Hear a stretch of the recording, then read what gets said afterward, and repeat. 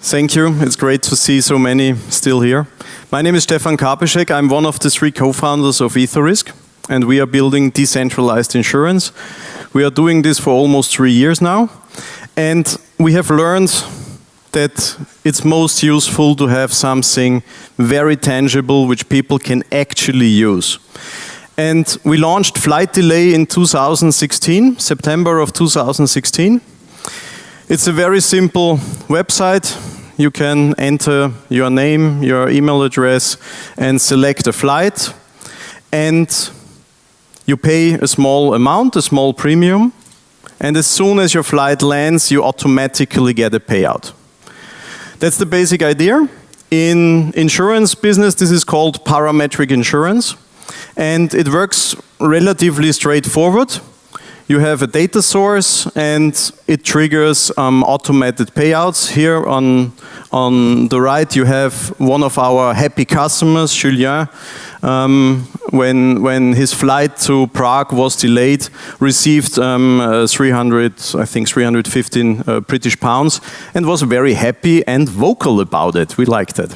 So in our opinion, this changes insurance, right? You have independent decisions, you have objective decisions on payouts. There is no insurance company in between you and the payout that actually has a commercial interest not to pay out, right?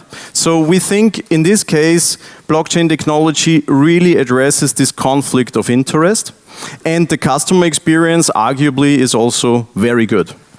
So how does it work? On a very high level, very high architecture level. To the right, you have the user interface we just saw.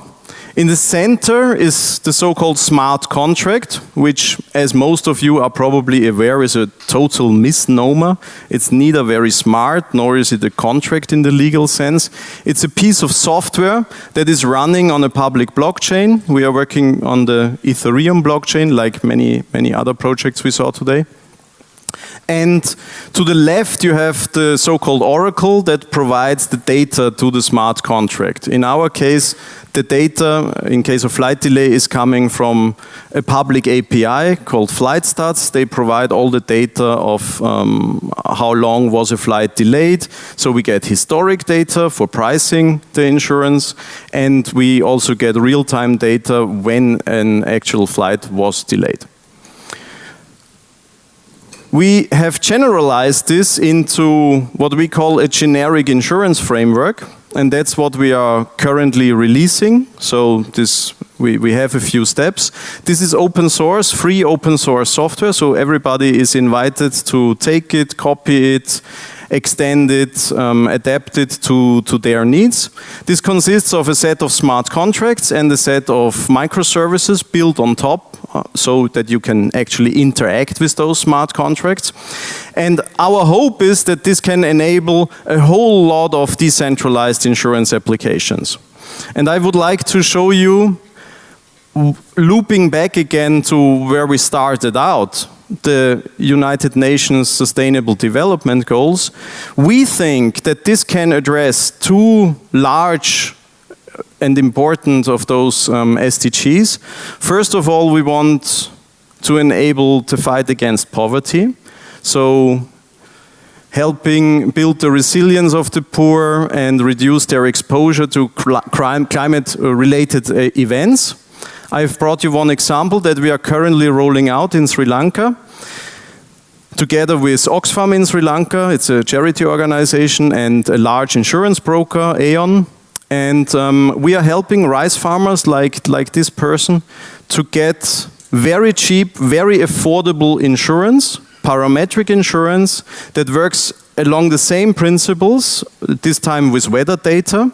So if there is too little rain or too much rain, both is bad for your crop as a farmer. And if there is too little rain or too much rain, you automatically get a payout. We are talking about very small amounts compared to what we are used to. So this insurance is available between $3 and $5 per crop season and pays out between $30 and $50. But for people like her, this is life-changing. The other goal that we think we are addressing with this is to expand the access to insurance for all. And I have brought another example which we are very proud of. It's Hurricane Guard. Hurricane Guard is actually a team of software developers based in Puerto Rico. And it's again the same principle of parametric insurance, this time with wind speed. So if the wind in a certain area is faster than a certain amount, you automatically get a payout. And the team is very busy making this ready for the next hurricane season, and we expect to sell some policies in the next hurricane season. I also want to come back to what Jasmine said in her opening speech. Where is the game changer? Why is blockchain a game changer for sustainability?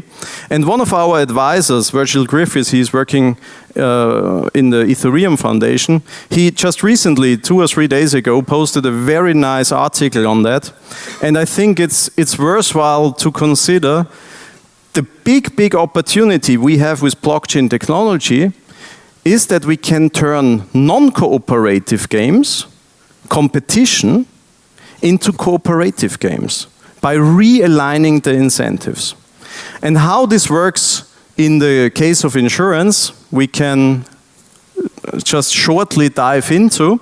This is the basic pool of insureds paying into a risk pool, and in the event of a damage event, they get a payout, right? So we have a few people working together, collaborating. Yeah, I'm also like to use that word. Collaborating and working together to provide a great customer experience, to provide a great insurance product, and they are compensated for that. So they get their part, they get their share of the premium. And of course, you need to finance these risk pools. You need to pre-fund those risk pools. When, for example, in the case of flight delay, when the first policy needs to pay out, there needs to be money in the smart contract, of course. So how can we do that? We can use tokens for that. So we can actually tokenize so-called insurance-linked securities, which provide the risk capital by sovereign investors here, which provide the risk capital for those insurance products.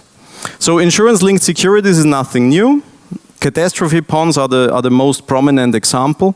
On the blockchain, we can open this up as an asset class, as an investment class, to much smaller entities and to individuals who want to invest, say, $100 into an insurance product. So this is possible, and we are also experimenting with other use cases for our token. We also have financed the development of this with a token sale. And we are considering that all the participants who want to get access to a shared infrastructure, shared services that we are operating, they need to stake tokens. So staking will be one of the token utility functions that we are experimenting with. And we will also host a workshop tomorrow. And if you are still around tomorrow, please feel free to join us so that we can together think about more incentive models.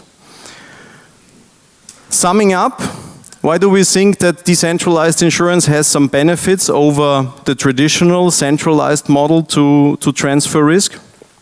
For me, the most important part is if the smart contract is running on a public blockchain like Ethereum, you have what we like to call provable fairness. So all the payments going into the smart contract are transparent, are fully visible. The smart contract has a balance. You know as a customer if it can pay out in the case of a damage. And we also think that this highly reduces the time to deploy new insurance products, which is now about months or years even to come up with new products, down to weeks or even days. That's the goal and that's the vision. And in the end, we also think it's much better for customers because they get much more of the premiums they get back in the case of damages. So that's basically where we are heading. And we are also organizing a conference, the OneConf, that only focuses on this topic of decentralized insurance. It has taken place already 2 times, and we are preparing the 3rd iteration. And of course, you are all invited to join this. And feel free to give us some more questions. And thank you so much for your attention. Thank you.